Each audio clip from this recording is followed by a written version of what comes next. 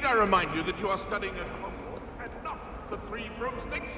You'll never become an aura at this rate. So get your head out of your butterbeer and into a blasted wizarding book, for Merlin's sake.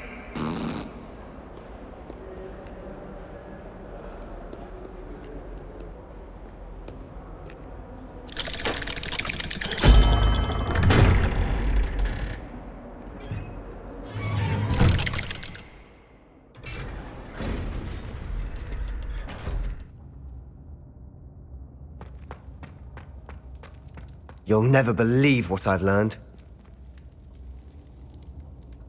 What did you discover in the spellbook we found in the scriptorium? Salazar Slytherin's spellbook was a little difficult to interpret, but fascinating.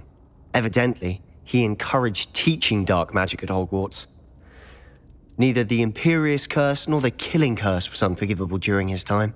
He believed students should be prepared to use dark magic when necessary, not to fear it. That's why we had to use Crucio to gain access to the scriptorium. He didn't want his knowledge shared with anyone who was afraid of the power of dark magic. I know we had to do it to open the scriptorium, but it's not something I'd want to repeat. And I'm glad we did it, because in the spellbook I also found something else. References to a lost relic, which, from what I can tell, grants the holder the power to reverse dark magic curses. And you think this relic might be able to save Anne? Precisely. I plan to search for this relic, but I don't think we should tell anyone. Especially Ominous. He wouldn't understand. I see no reason to involve Ominous. I'm glad you agree. When I know more, I shall send an owl. And don't feel sorry for Ominous. Keeping this to ourselves for now is for his own good. I'll decide what's for my own good. Ominous, we were just about to get some air. Care to join? You're a liar, Sebastian.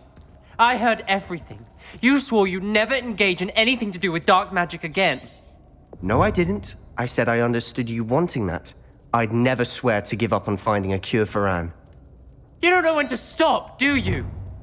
I know when not to stop. Leave this alone, Ominous. I'll be on my way.